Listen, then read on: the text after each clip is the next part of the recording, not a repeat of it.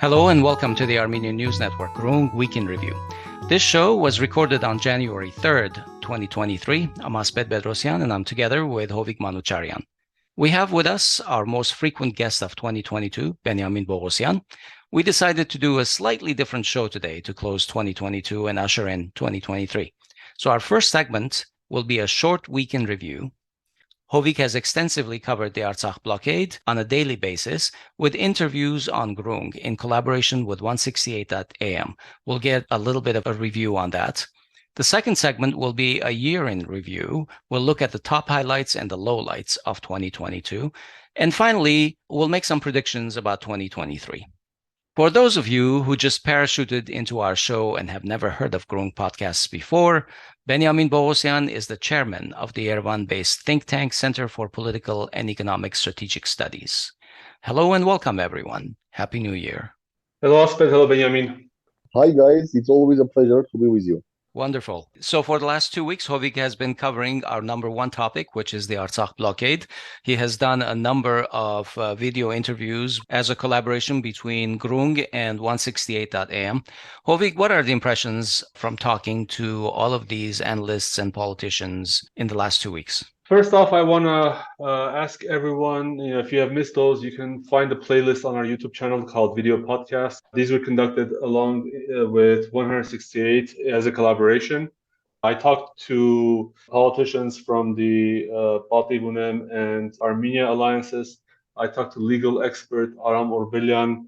I talked to analysts such as Varujan Gehamian, Edgar Elbakyan, a military analyst Armen Grigoryan.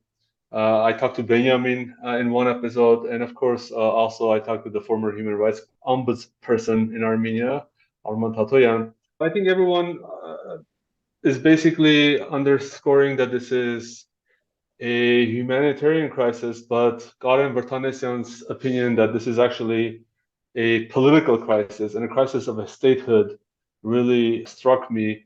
And indeed, I mean, this is a bigger crisis than just a humanitarian, because a humanitarian crisis could be resolved by humanitarian means. Right now, there is a big question whether the it's not even a question. The Armenian government simply has washed its hands of Artsakh.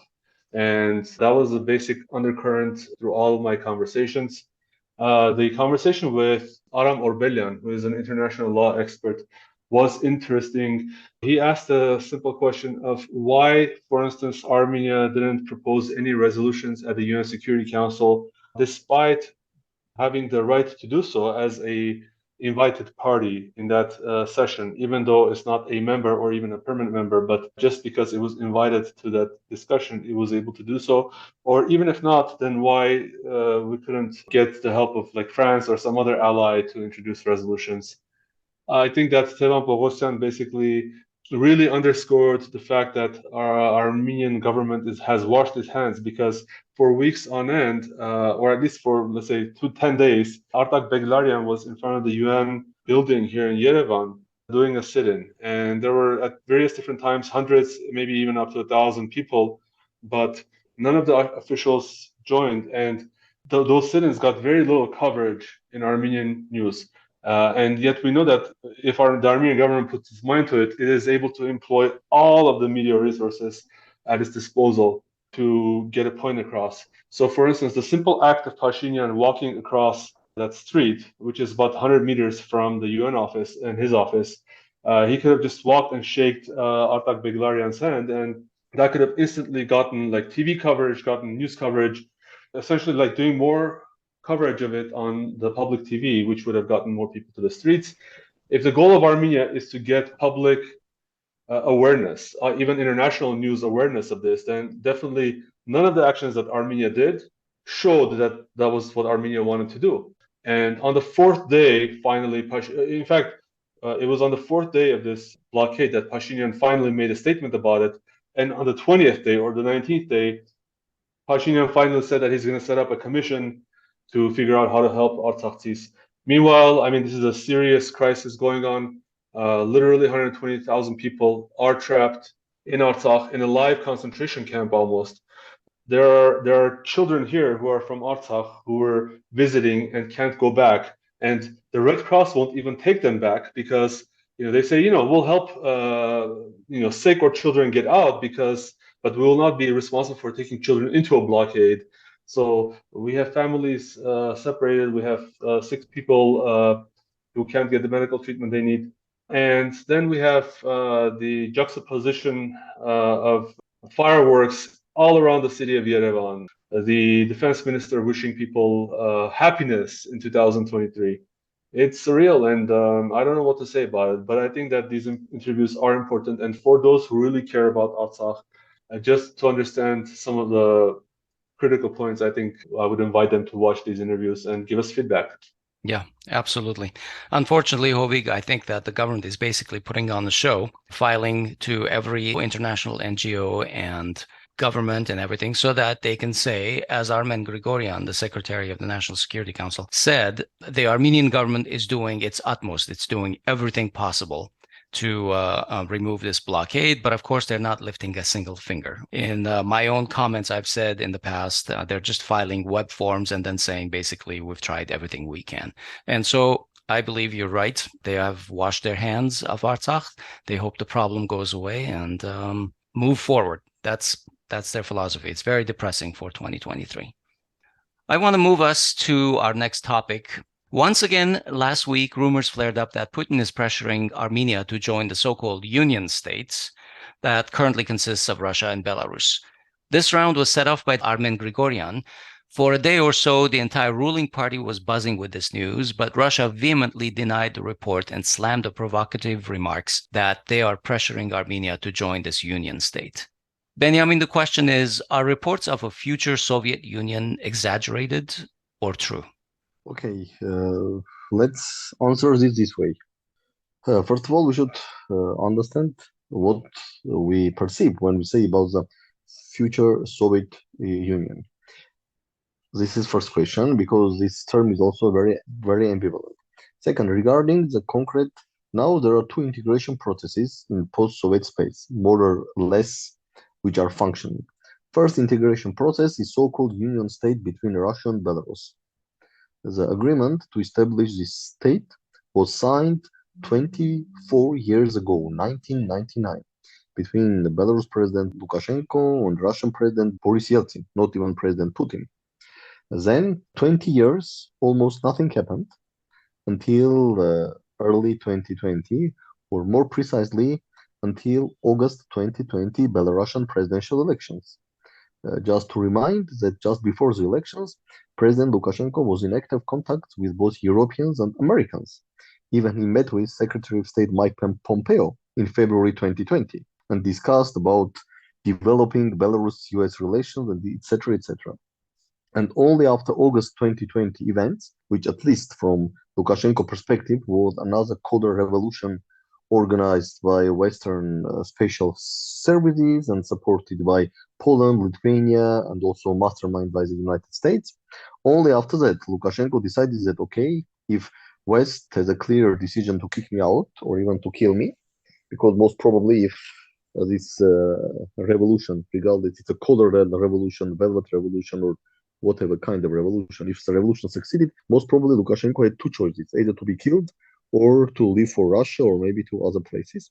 Only after that, Lukashenko started to do concrete steps to realize this union state. But until now, until the day of our recording, January 3rd, 2023, this Russia-Belarus union state is far away from its completion. I mean completion if you take into account the agreement which was signed 24 years ago in 1999. Mm-hmm. So to argue that Russia is pushing anyone into Russia-Belarus union state, which has itself a very long way to reach somewhere, and it started to be actively realized, partly actively realized only in the last 3 years, I think it's exaggeration. And I think this is based on a logical assumption. Definitely, I have no information what Mr. Pashinyan is speaking with Mr. Putin, or what Armen Grigoryan is speaking with Nikolai Patrushev, or I don't know, Ararat Mirzoyan discusses with Sergei Lavrov. So what But do you make of Grigoryan's allegations that Russia is using the ongoing Artsakh blockade to pressure Armenia, first of all, to join the Union state, as we've been discussing, but also allegedly to agree to an extraterritorial so-called corridor for Azerbaijan through Armenia to Nakhichevan? frankly speaking, it's even very difficult to perceive anything because, look, I believe this interview was published like a day before Pashinyan met with Mr. Putin in St. Petersburg. And the Pashinyan-Putin last meeting took place on December 27. And during this public part of the meeting, Mr. Pashinyan asked Mr. Putin, telling that, okay, we have the problem on Lachin corridor, and I would like to discuss with you how we can solve this. So for me, it's very strange when just 12 hours before Pashinyan-Putin meeting, where Pashinyan, who is a leader of the country, is asking Mr. Putin somehow to solve the Lachin corridor problem. 12 hours before that meeting, the Secretary of Security Council of Armenia accused Mr. Putin of organizing this crisis. Sometimes I have a feeling that we have several foreign policies implemented in Armenia by several people which are pursuing totally different goals. They are pursuing totally different projects or totally different programs. Why we have all this, I'm not in a position even to comment. But again, this is very, very strange. Also, I would like to add something regarding government position on this ongoing crisis, which the last crisis which started on December 12th, when Azerbaijan blocked the Lachin corridor. What the government is doing is the same approach as if something would happen with Armenian community in any other foreign country. Like, I don't know, when in 2020, the Beirut blast happened in Lebanon, I believe it was in August 2020. Mm-hmm. Then again, Armenian government stated that, okay, Armenians in Lebanon, they have some problems, we should establish some working group, and we should try to help them. I don't know, we should send them humanitarian assistance, we should send them money, etc. And similar to the Number Syrian one, relief. yes, or with Iraqi Armenians or whatever Armenians, we have the problem. So the ultimate problem with government approach is the fact that they are making actions as really Armenians are citizens of Azerbaijan. There is a really another country where there are Armenian minority or Armenian community or citizens of that country with Armenian origins. But because there is the independent country, Republic of Armenia, and in theory and in practice, Republic of Armenian government have some obligation to support all Armenians, not only citizens of Armenia, but all Armenians who also are citizens of other foreign countries, but because they are Armenians by origin, Republic of Armenia should support them. The policy is based on this understanding, as far as I see. But we have to understand that there is a fundamental difference between Armenians living in Syria, Armenians living in Lebanon, who are citizens of Syria, who are citizens of Lebanon, or even Armenians living in Glendale or in Los Angeles, who are citizens of United States. Okay, let's assume something happened in Los Angeles, I don't know what, and okay, an Armenian government can say, okay, I have to somehow support Armenians who are citizens of the United States because they are Armenians. But we cannot use the same approach towards the Nagorno-Karabakh Armenians, telling that yes, there are Armenians who live in Azerbaijan as Azerbaijani citizens, they are Armenian community, and I have to do something only because I am the government of Republic of Armenia, and I have responsibilities towards all Armenians, regardless their citizenship or regardless where they live. I believe this is a fundamentally wrong approach because it's somehow sending a message to the outside world that even the government perceives Nagorno-Karabakh as a part of Azerbaijan, Armenians in Nagorno-Karabakh as Azerbaijani citizens, as Armenian community of Azerbaijan. Or just Armenian diaspora. Or part of Armenian diaspora, as I don't know, in New Zealand, France, Egypt, you know that Armenians... Turkey. I believe we will find Armenians in more than 120 countries.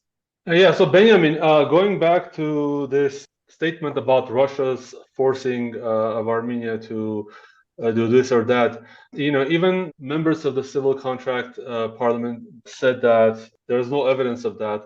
Benyamin Poghosyan, for instance, said, most likely it was an indirect effort. But I wanted to ask you, if such an effort was happening, why would the government, A, go first on public TV and talk about it and not inform its parliament members if Benyamin Poghosyan was unaware of this? Or second, maybe like slightly switching gears, even if Russia, let's say, wanted eventually get Armenia into a union state. Is it feasible now, considering that Russia is in the midst of a war? There is no direct contact with Armenia, so Georgia, for instance, would be a wedge between Russia and Armenia. How does that make sense from a Russian perspective? What would be the Russian calculus in wanting a union state with Armenia?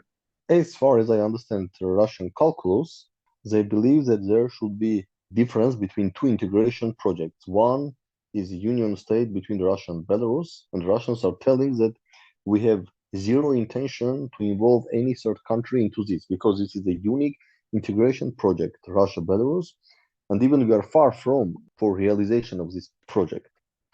But there is also a second integration project, Eurasian Economic Union. And as far as I understand, Russia will be happy to see more integration within Eurasian Economic Union. But again, from Russian perspective, this has absolutely two different things. Russia-Belarus Union State has nothing to do with Eurasian Economic Union and has nothing to do with any potential deepening of integration within Eurasian Economic Union. But even if we take into account the possible integration or more integration within Eurasian Economic Union, it's obvious that as far as war in Ukraine continues, there could be no real steps even towards deepening integration within Eurasian Economic Union. But again, as far as I understand, Russia perceives Eurasian Economic Union is a one thing, and Russia-Belarus Union is a totally different thing. And from Russian perspective, they believe that as the Russia-Belarus Union state, when it will reach its final stage and really this full union state will be established, which no one knows when it will happen, it will continue to be a separate project, while Eurasian Economic Union should be perceived as a different project. And yes, Russia would like to see more integration within Eurasian Economic Union, and also perhaps, this Putin idea of greater Eurasian partnership, which means to somehow establish more connections between Eurasian Economic Union, Shanghai Cooperation Organization, Belt and Road Initiative, ASEAN. And from this global perspective, yes, Russia would like to see more integration within Eurasian Economic Union, which will transform Eurasian Economic Union closer to the European Union. For example, maybe to establish Eurasian Economic Union Parliament with direct elections, like we have European Parliament, maybe to give more rights to the Eurasian Economic Union Commission, resembling European Union Commission. Maybe at the end of the day, to have the president of Eurasian Economic Union Council for 2 or 3 years, like we have Charles Michel, the president of the European Council. But again, these ideas are circulating to make more integration within the Eurasian Economic Union, but this perceives different projects than Russia-Belarus Union State. And as far as war continues in Ukraine, even more or deepening of integration within Eurasian Economic Union, no one perceives is realistic. Regarding this issue, also, I believe that both Peskov, who is a spokesperson for President Putin, and also Maria Zakharova, spokeswoman for Russian Ministry of Foreign Affairs, they clearly stated that if someone accuses Russia of such thing, that Russia organized Lachin corridor blockade to put pressure on its ally CSTO and Eurasian Economic Union member Armenia, only to force Armenia to be part of Russia-Belarus Union. And they said, okay, please give concrete examples what Russian official and when and in what circumstances put these demands on what Armenian official, like it was President Putin who said, Mr. Pashinyan, okay, you should become member of Russia-Belarus Union State, otherwise I will blockade Lachin, or I will tell Aliyev to take Armenia, occupy Syunik, bomb Jermuk, or etc. Maybe it was Mr. Patrushev who said, Armen Grigoryan, you should do this, otherwise again, we will tell Azerbaijan to blockade Lachin corridor, to take Armenia, to occupy part of Syunik, part of Ayodor, etc. Maybe it was Sergei Lavrov who said this to Ararat Mirzoyan. But at least as of the day of our recording, I believe that we didn't receive any concrete examples that yet, I don't know, on July 1st, 2022, during the meeting between Secretary of Security Council of Armenia and Secretary of Security Council of Russia, Mr. Patrushev told Armen Grigoryan that, look, you have 2 months to sign some document of joining the Russia-Belarus Union state. Otherwise, Azerbaijan will attack you. Azerbaijan will occupy part of Armenia. We will blockade Lachin. We will starve Armenians. We will allow Azerbaijani troops to enter Stepanaker, make ethnic cleansing, genocide, and etc. As far as there are no examples, and as far as we have very clear denial from Russian side, and here I believe you cannot say that, okay, this is confidential information. I cannot reveal this information, because if it's confidential, you should not reveal also the fact that there was a pressure. But if you already revealed the fact that presumably or allegedly Russia put pressure on Armenia and even organized clear anti-Armenian actions using Armenian enemy Azerbaijan to put pressure on this. If you reveal this, then you should also provide concrete examples. And you cannot say this is a confidential information, who and when told. Because if this is a confidential information, this should be confidential information, including the mere fact of putting pressure. At least this is my understanding. Well, my concern, of course, is that all these things may not be getting back to the parliamentarians. And in a parliamentary system, such things, especially which have an effect on the sovereignty of Armenia, proposals that affect our sovereignty, should be going back to the MPs and the standing committees. And I'm not sure that is happening. At least the civil contract people eventually denied that they'd heard about these pressures. But I want to move forward to our next topic because, again, also the last week of the year, the Ministry of Justice was pushing a bill to allow the government to censor and block information on the internet in Armenia during a war or martial law. The Ministry of Justice said that the draft bill is in response to Pashinyan's request to ensure the government's powers during a martial law situation. I find this very alarming, of course. I find it alarming how many times the government has pushed forward laws that limit freedom of speech and information, despite the fact that Western NGOs and also governments have openly disapproved of these moves. Why are we seeing this specific bill right now? Hovik, the question to you as well as to Benyamin. Well, I'm not sure why we're seeing this specific bill right now, but I can tell you from following sort of the criticism on this, even those that believe that during war times, internet should be restricted. And of course, there are similar plans in the US and other Western countries. The specifics of, how it can be restricted are very vague. And that allows the government basically to shut off all of the internet, to shut off one person's internet, without sort of any sort of justification, and all is needed is martial law. I don't know the specific reason of why now, but I find that the justification for them to do it is very questionable, and that is also reflected by the number of votes that this proposal has gotten on the eDrafts website, which is like basically a lot of the people who regularly receive such stuff have downvoted this proposal. Mm-hmm. But I have no illusions that this is going to be, move forward. Sometimes, and I'm going to be a little bit cynical, sometimes I feel that the government makes crazy proposals like this to divert public attention. And They could also be that's trial why balloons. trial balloons, or just like getting people worked up about it and then like forgetting, just like they did with the military reforms. They wanted to reduce the military service from 2 years to 1.5 years or something like that, and then they forgot about it. But it gathered a lot of media coverage at that time. Benjamin, your thoughts? Okay, again, I'm not sure why now, but the key problematic issue here, if not even the text of the draft, but the fact that this draft, before putting into this e-draft and going to put during the government session, this was not shared and it was not discussed with relevant civil society or organization who are dealing with the freedom of speech or protecting journalists' rights, and etc. Now, this is really embarrassing because we know that officially government is telling that, okay, after May 2018, Armenia made a huge or giant leap forward towards democracy. Now government works much more transparently or in a transparent way. We have much higher level of accountability. But in these cases, when we are speaking about law or draft law, which may completely shut down internet in the entire country, and frankly speaking, internet now is something like as useful or as necessary as other utilities like water supply, electricity, I don't know, gas, heating, or etc. I believe at least the government should initiate some discussions with civil society organizations, which media or organizations before putting the draft law into discussion, and this is really worrisome. Of course, we may speculate that because there are a lot of discussions that if Armenia is not going to sign capitulation, most probably Azerbaijan will launch another large-scale attack, maybe similar on scale with September 13-14 attack somewhere in spring 2023, and the government knows this, and government wants to somehow prepare, but this could be speculations. But again, the concerning fact is that, as far as I know, there were no discussions with media and with relevant civil society organizations.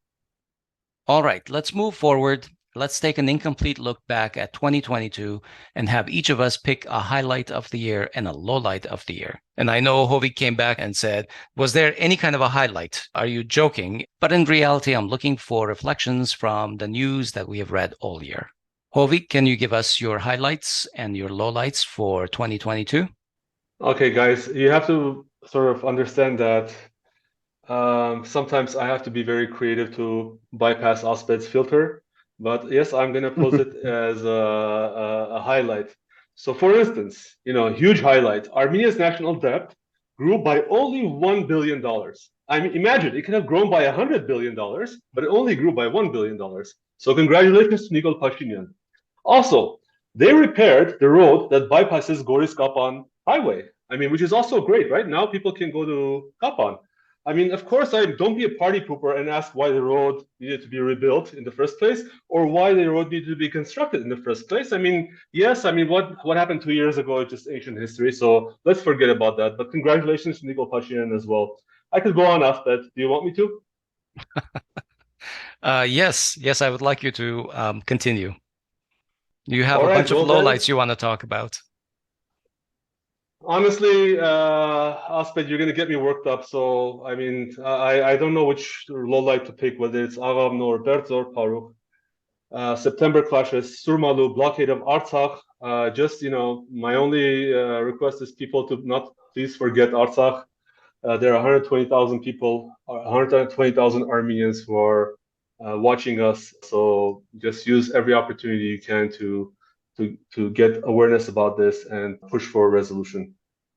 I feel your pain, Hovik. Seriously. Benyamin, what stood out as a highlight and a lowlight for you in Armenian news in 2022? Okay, definitely I cannot be as creative as Hovik, so I'm even not going to compete, or even I'm not going to try, because this is a lost business for 100%.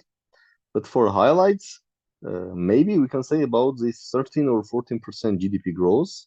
Yes, we all know that this was due to the influx of Russians and also to huge increase of Armenia's export to Russia due to all sanctions or etc. etc.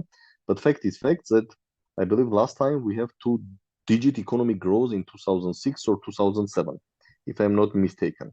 So this could be perceived as a highlight. And as a low light, I believe the sense of non-stop, I don't want to use the term humiliation. I'm trying to try to find a mild term, but at the end of the day, yes, this was like the feeling of non-stop humiliation starting from January 2022 and ending with December 2022. And also in recently, the low light is that somehow in recent months, especially after December 12th, I have a feeling that we are acting like a nation who has no state. I have nothing against Yazidis or against Kurds, but these last 3 weeks, rallies in front of different embassies inside Armenia, outside Armenia, rallies in front of headquarters of international organizations. Okay, say poor Armenians, they are starving, they are massacred, etc., etc.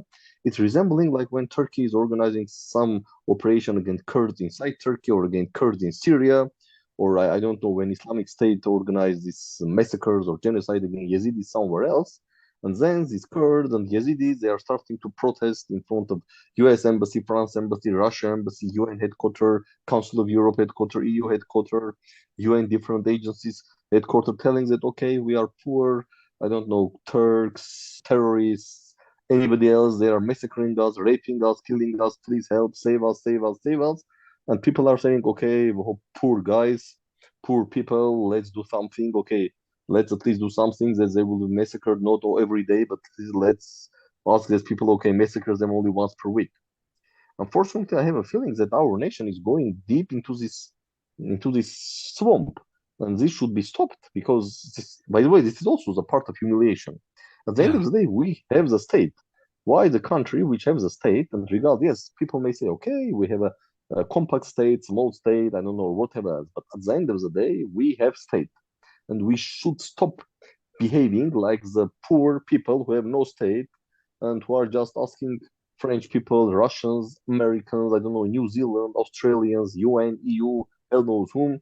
Okay, these bad guys are killing us, raping us, and etc., etc. Please help us, please help us, please help us. Because unfortunately for us, there are more than 100 people in this planet who are constantly being killed, raped, and etc. Even in 2022, just look what's happening in Yemen, and we can go deeper what's happening in Africa or in some Asian countries, in Myanmar, etc., etc. The so-called civilized world, or these big powers, or these big guys who are sitting in big headquarters, they are somehow they got used to these terrible stories that yes, there are poor people who have no power, who cannot protect themselves, and they are being killed, they are being persecuted, and etc. Of course, it's not good, but at the end of the day, this is life. As Borrell told this, there is a garden Europe, and everything outside Europe is jungle, and in Benjamin, jungle I hope that your words are being heard all over the that world. just a few words that as Borrell told that Europe is garden and outside Europe is jungle. And what means jungle? Jungle means that lion will eat rabbit. Put it very frankly.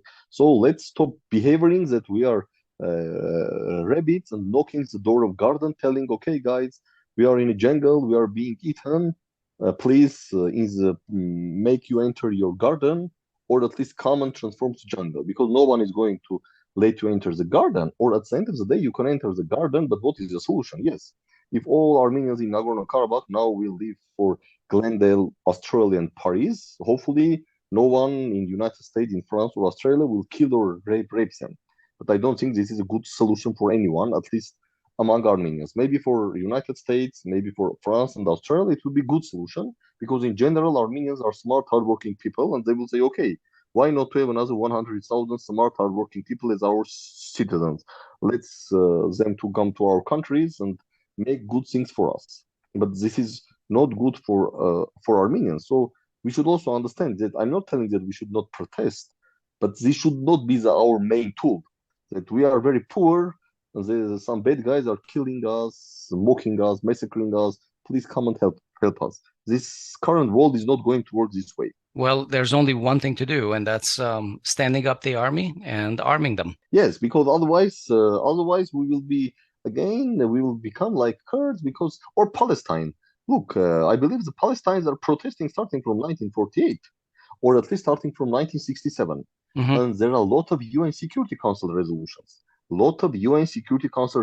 Demanding from Israel to end occupation of Jerusalem, to end occupation of West Bank, to establish a Palestinian state, and etc. And what is Israelis are doing? They are telling, okay, we don't care. Simply, we don't care, and let us not become the next Palestinians. Asbed, what are your highlights and lowlights? Well, it's so the September war, September 13, 14 was a low light. 200 plus Armenian soldiers dead, many of them subjected to horrible crimes against humanity, rape, torture, mutilation, execution. That was definitely a low point compared to anything else that you have said and Benjamin has said. And I'm not sure that there's any kind of a highlight for me. So in contrast to what you said about like a concentration camp of 120,000 Armenians, Artsakhtsis, to me, I consider it almost a highlight. I'm thankful that 120,000 Artsakhtsis are still on their ancestral lands and willing to fight for it. So, perspectives. Okay, I want to move on to our 2023 predictions. Each of us, let's give one prediction that you think is a high probability, high likelihood of happening, one that's 50-50 chance of happening, and one that is very unlikely to happen, but you think there's a chance that it might happen. Let's do the high likelihoods. Benjamin, what do you think is very likely to happen? It's very likely to happen. I believe some sort of escalation is on line of contact between Nagorno-Karabakh Republic and Azerbaijan, or between Armenia and Azerbaijan state border. Hovik? I mean, that was also the high likelihood for me. I don't want to be an alarmist, but all signs point to that. And I would just ask our listeners to arm themselves with courage and the possibility of this happening and being able to weather that storm. For my high likelihood prediction for 2023 is that Russia-Ukraine war will yield to a political and diplomatic phase in 2023, or I hope it will. Hovik, what's your 50-50? Okay, well, here I'm also going to be very objective and uncynical. I was surprised and happy that Nikol Pashinyan's motorcade grew this year by 2 brand new cars. And I think there's 50-50 chance that he'll be able to increase his motorcade size, which can only be thankful for because we can never have enough protection in brand new cars. Thank you. Okay. My 50-50, there's a 50-50 chance of a power shuffle in the Kremlin. I'm thinking mostly that defense minister and other high-level ministers might lose their jobs. Benyamin, any thoughts on 50-50? Okay, 50-50 on global level, I believe Russia-Ukraine war may continue with ups and downs in military activities, but with no peace agreement and with no permanent ceasefire agreement. And on 50-50, maybe the current status quo in Nagorno-Karabakh and Armenia will continue without big changes. Okay. In the unlikely to happen predictions, I'll go first. And you'll see that all my predictions have to do with Russia, because in reality, I think that the status of what's going on with Artsakh is sort of in a limbo, waiting for the whole Ukraine war to find some kind of a settlement. And whatever Pashinyan does, etc., is somewhat irrelevant. I mean, it's not completely irrelevant, but he's not the only dependency here. So in 2023, I think there's a small chance that a Kremlin power shuffle could reach the top and end up with Putin's removal or departure from the scene. Hovik, your low likelihood. Unfortunately, I think it will be unlikely that Nikol Pashinyan will be removed and tried for treason. Despite my greatest wishes, that's all I've been wishing for Santa. Benyamin?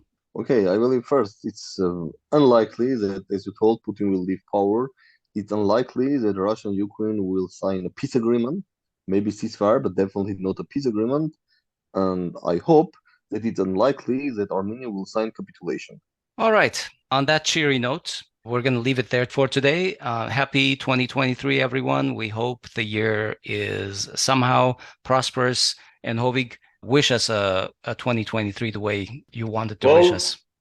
Yeah, my standard wish for 2023 is for it to be a year of dignity. Great. Benyamin, thank you for joining us. You joined us the most times in 2022, by the way, and I'm personally thankful for that. Thanks, Yeah, thank you, Benjamin. I would like to thank you what you are doing, because this is very important to provide the English language unbiased assessment, not propaganda against anybody, but the non-biased assessment, and is useful not only for the Armenians who speak English, but also for foreigners who speak English, including experts, diplomatic circles, and everyone who is interested on South Caucasus. So at least for them, your podcasts have some impact. This is 100%.